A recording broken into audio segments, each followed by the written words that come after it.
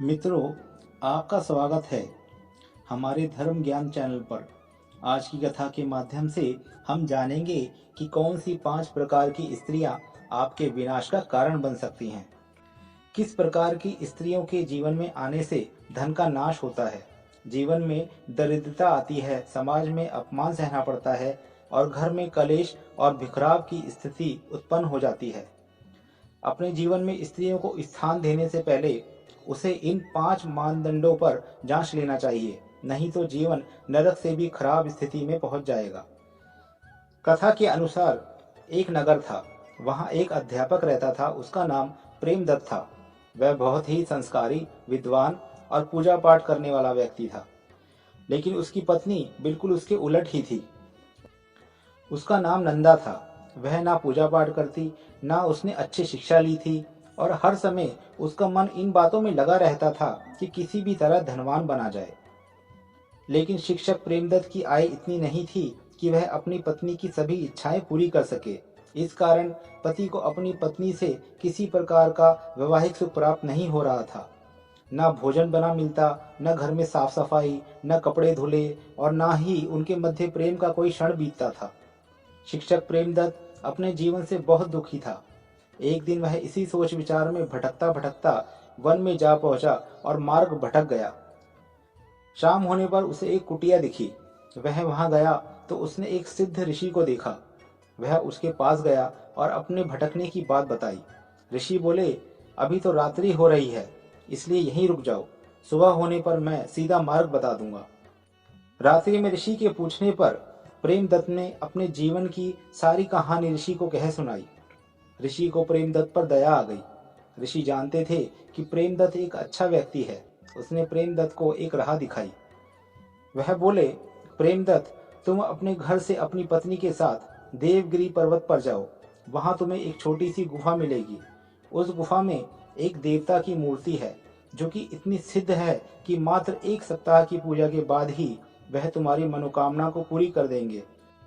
तुम उनसे जो चाहे मांग लेना। इतना सुनने के बाद प्रेमदत्त ऋषि को प्रणाम कर अपने घर वापस लौट आया। वहां पहुंचकर उसने पूरी बात नंदा को नहीं बताई और अगली सुबह वह उसे लेकर देवगिरी पर्वत के लिए निकल पड़ा। उसे ऐसा करते देख नंदा को बहुत क्रोध आ रहा था, लेकिन उसने कुछ नहीं कहा। देवगिरी पर्वत पर पहुंचने पर प्रेमदत्त ने पहले ही दिन से गुफा में बनी देवता की मूर्ति की आराधना शुरू कर दी। इस कार्य में उसकी पत्नी तनिक भी साथ नहीं निभाती थी। 7 दिन पूरे होते ही देवता ने प्रेमदत्त को दर्शन दे दिए। देवता बोले, कहो वत्स, क्या चाहते हो? तुम जो भी मांगोगे मैं तुम्हारी मनोकामना पूरी कर दूंगा। देवता को देखकर नंदा को लालच आ गया। वह प्रेमदत्त से बोली, स्वामी, आप अथाह धन मांग लीजिए। लेकिन प्रेमदत्त ने ऐसा नहीं किया। वह देवता से बोला, प्रभु, मैं निर्धन हूँ, कोई ऐसा वरदान दीजिए कि मैं सम्मान के साथ जीवन जी सकूं। किसी दिन मुझे भूखा ना सोना पड़े और कोई भूखा मेरे द्वार से खाली ना जाए। प्रेमदत्त की यह अभिलाषा सुनकर देवता बोले, पुत्र, तुम कुछ भी मांग सकते थे, अपार धन दौलत या कोई बड़ा महल, लेकिन तुमने सिर्फ अपनी आवश्यकता के अनुसार ही कामना की है। मैं तुमसे बहुत प्रसन्न हुआ हूँ। मैं तुम्हें एक कलश देता हूँ। तुम रोज सुबह इस कलश की पूजा करो तो इसमें से 10 स्वर्ण मुद्राएं निकलेंगी, जिससे न सिर्फ तुम्हारी दैनिक आवश्यकताएं पूरी होंगी, साथ ही तुम अपने भविष्य को भी सुरक्षित बना सकोगे। प्रेमदत्त और उसकी पत्नी ने देवता को प्रणाम किया और वहां से अपने नगर की ओर चल दिए। पत्नी प्रेमदत्त की इस मूर्खता से खुश नहीं थी, लेकिन वह प्रेम का दिखावा करने लगी क्योंकि अब उनकी निर्धनता के दिन समाप्त हो चुके थे। वापस लौटते समय उन्हें रात हो गई, इसलिए वह एक नगर में गए जहां सभी लोग सो चुके थे, लेकिन एक बड़े मकान से रोशनी आ रही थी। तो प्रेमदत्त और उसकी पत्नी आश्रय के लिए वहां चले गए। वह मकान एक व्यापारी का था। प्रेमदत्त ने उस व्यापारी से एक रात के आश्रय की बात कही तो व्यापारी मान गया। वह बाहर के एक कक्ष में विश्राम करने लगे। वह व्यापारी एक सुंदर नवयुवक था। उसे देखकर प्रेमदत्त की पत्नी उस पर आकर्षित हो गई। जब रात्रि में प्रेमदत्त गहरी नींद में था तो नंदा उठकर व्यापारी के पास गई और व्यापारी ने उसे देखकर उसके आने का कारण पूछा। नंदा बोली, मैं तुमसे प्रेम करने लगी हूँ और बाकी जीवन तुम्हारे साथ बिताना चाहती हूँ। व्यापारी बोला, यह ठीक नहीं है, तुम अपने पति के पास वापस लौट जाओ। तब नंदा बोली कि मैं तुम्हें एक ऐसा राज बताऊंगी जिससे तुम्हारे जीवन की सभी समस्याएं समाप्त हो जाएंगी। तुम्हें कोई कार्य नहीं करना पड़ेगा और समृद्धि संपन्नता के साथ तुम अपना जीवन बिताओगे। व्यापारी की लालसा जाग उठी। उसने नंदा से वह राज पूछा तो नंदा ने उसे कलश की पूरी बात बता दी। फिर क्या था, अब तो व्यापारी नंदा के इशारों पर चलने लगा। उन दोनों ने मिलकर एक योजना बनाई। नंदा ने चुपके से जाकर प्रेमदत्त के पास से वह कलश चुरा लिया और व्यापारी के एक अन्य कक्ष में छुप गई। अभी पूरी तरह सुबह भी नहीं हुई थी कि व्यापारी और उसके नौकर शेर शेर चिल्लाने लगे। शोर सुनकर प्रेमदत्त की नींद भी टूट गई। वह बाहर आया तो व्यापारी ने उसे बताया कि एक शेर उसकी पत्नी को उठाकर ले गया है। यह सुनकर प्रेमदत्त बहुत दुखी हुआ। उसने देखा कि वहां उसका दिव्य कलश भी नहीं है। वह समझा कि शायद उसकी पत्नी नंदा कलश की रक्षा करते हुए शेर का शिकार बन गई। प्रेमदत्त इतना दुखी हुआ कि वह वापस अपने नगर भी नहीं गया और यहाँ वहां भटकने लगा। पीछे उसकी पत्नी नंदा अब व्यापारी के साथ रहने लगी। प्रेमदत्त के यूं ही भटकते भटकते कई महीने बीत गए और प्रेमदत्त एक बार फिर देवगिरी पर्वत पहुंच गया। वहां उसे गुफा के देवता की याद आई। वह उनके पास गया और अपनी पत्नी को वापस पाने के लिए दोबारा से देवता की आराधना शुरू कर दी। एक सप्ताह पूरे होते ही देवता ने प्रेमदत्त को दर्शन दिए और उससे उसकी मनोकामना पूछी। प्रेमदत्त ने अपनी पूरी व्यथा देवता को सुनाई। देवता ने प्रेमदत्त को बताया कि उसके साथ बहुत बड़ा छल हुआ है। देवता ने सारी बात प्रेमदत्त को समझा दी। अब तो प्रेमदत्त के क्रोध का कोई ठिकाना नहीं था। देवता ने यह भी बताया कि वह कलश भी उस व्यापारी के पास है।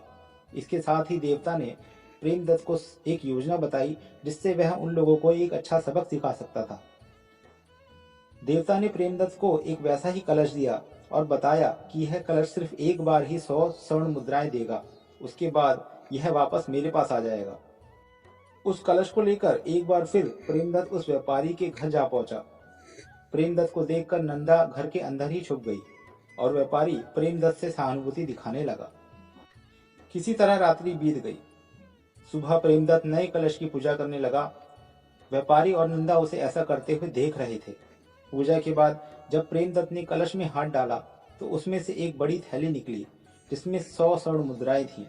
यह देखकर व्यापारी और नंदा की आंखें फटी की फटी रह गई। अब उनका लालच और बढ़ गया था।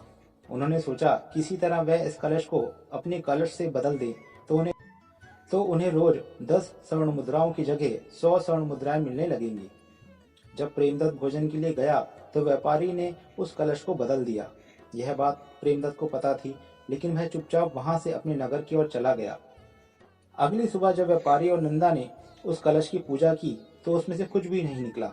यह देखकर दोनों अपना माथा पीटने लगे और सोचने लगे कि ऐसा क्यों हुआ। तभी कलश से आवाज आई कि मैं एक ऐसा कलश हूँ जो सिर्फ एक बार ही 100 स्वर्ण मुद्राएं प्रदान करता हूँ। अब मैं वापस अपने देवता के पास जा रहा हूँ। इतना कहते ही कलश गायब हो गया। दूसरी तरफ प्रेमदत्त रोज मिलने वाली 10 स्वर्ण मुद्राओं से धनवान बन गया था। उसने एक सुशील स्त्री से विवाह रचाया और सुखी जीवन जीने लगा। वह नित्य निर्धन लोगों की मदद करता, भूखों को खाना खिलाता। यहाँ कुछ समय बाद ही व्यापारी ने नंदा को अपने घर से निकाल दिया। अब नंदा ना तो व्यापारी के साथ रह सकती थी और ना ही अपने पति प्रेमदत्त के पास वापस जा सकती थी, क्योंकि उसकी नजर में तो नंदा को शेर मारकर खा चुका था। नंदा अब ना घर की रह गई थी और ना ही घाट की। इस कहानी के आधार पर अब हम बताते हैं कि वह कौन सी 5 प्रकार की स्त्रियां होती हैं जो हमारे विनाश का कारण बनती हैं। सबसे पहले चरित्रहीन स्त्री, क्योंकि ऐसी स्त्रियां कभी भी विश्वास के पात्र नहीं होती। वह अपने पति के अलावा अन्य पुरुषों के प्रति आकर्षण रखती हैं, जिसके कारण कभी भी परिवार संपन्न नहीं हो सकता। दूसरा, लालची स्त्री।